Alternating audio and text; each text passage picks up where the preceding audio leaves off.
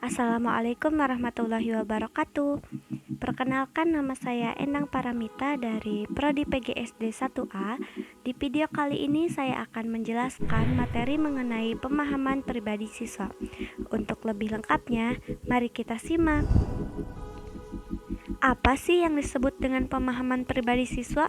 Pemahaman pribadi siswa adalah mengerti benar atau mengetahui secara benar pribadi siswa, baik itu potensi dan juga masalah-masalah yang ada pada diri setiap siswa. Adapun hal-hal yang harus dipahami oleh pendidikan atau seorang pendidik, yaitu guru, diantaranya sebagai berikut. 1. Identitas diri, yaitu sebagai aspek yang secara langsung menjadi keunikan pada diri seseorang. Yang kedua, kondisi dan jasmani kesehatan. Hal ini penting untuk dipahami oleh pendidik karena dengan mengetahui kondisi dan jasmani serta kesehatan siswanya, berarti dia tahu bagaimana caranya untuk menghadapi siswa tersebut. 3. Inteligensi dan kecakapannya. Hal ini perlu diketahui oleh seorang pendidik agar bisa menentukan apa yang harus dia lakukan kepada siswanya tersebut. Yang keempat, ada sikap, watak, dan minat.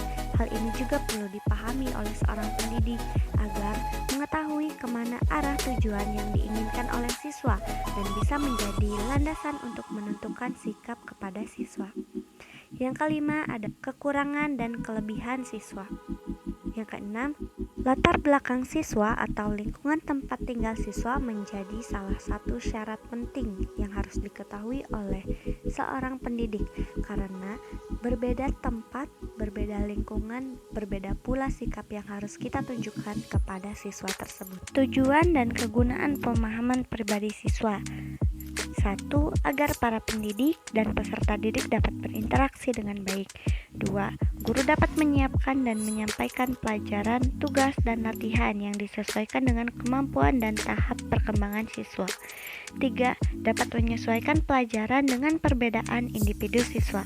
Dan yang terakhir, agar guru memiliki gambaran atau konsep tentang dirinya. Aspek-aspek yang dipahami. 1. Aspek intelektual, yaitu aspek yang mencakup kecerdasan, bakat, kecakapan, hasil belajar, dan kreativitas. 2. Aspek sosial, yaitu aspek yang mencakup hubungan peserta didik dengan lingkungannya atau cara berinteraksi peserta didik dengan lingkungannya. Aspek sosial juga mencakup latar belakang atau keluarga siswa, status sosial, dan lainnya. 3. Aspek bahasa, yaitu di mana keterampilan siswa dalam berbahasa seperti keterampilan dalam berbicara dengan orang lain yang ada di lingkungannya. 4. Aspek emosi dan moral. Emosi yaitu perpaduan antara perasaan yang mempunyai intensitas yang relatif tinggi yang menimbulkan gejolak suasana batin. Sedangkan moral adalah perbuatan, tingkah laku, ucapan seseorang dalam berinteraksi dengan orang lain.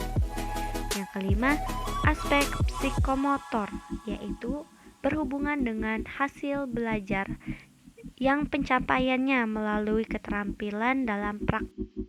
Kemudian ada teknik-teknik pemahaman. Yang pertama, teknik tes.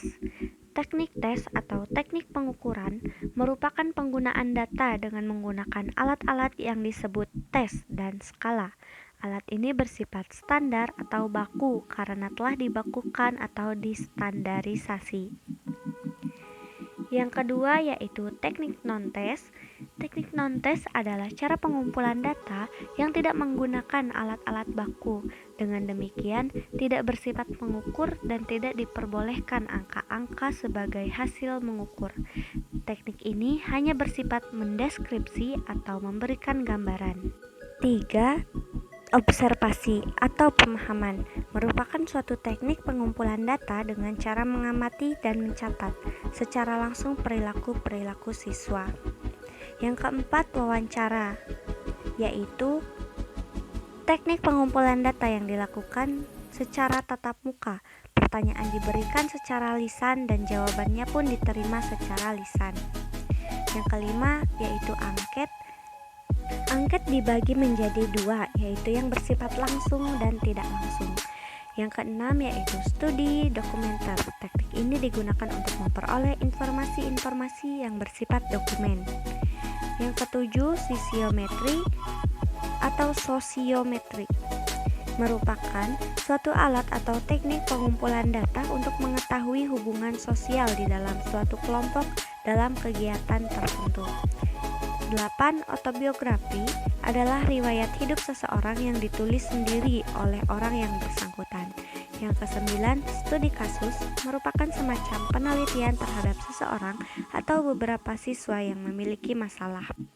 Dan yang terakhir yaitu konferensi, dapat digunakan untuk meneliti siswa yang memiliki masalah atau yang akan diteliti. Penggunaan hasil pemahaman. 1. Pembimbingan siswa. Pembimbingan siswa adalah suatu upaya yang dilakukan oleh seorang guru untuk membantu siswa yang mengalami kesulitan dalam belajar.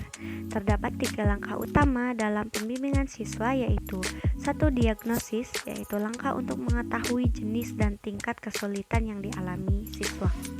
2. Prognosis, yaitu perkiraan bantuan apa yang dapat digunakan untuk membantu siswa. 3. Treatment atau pelaksanaan. Penggunaan hasil pemahaman yang kedua yaitu penyusunan dan penyempurnaan pengajaran. Pengajaran yang baik disusun dengan berpedoman pada keadaan, kemampuan, minat, dan kebetulan siswa. Sekian materi yang dapat saya sampaikan, semoga dapat bermanfaat bagi kita semua. Terima kasih. Wassalamualaikum warahmatullahi wabarakatuh.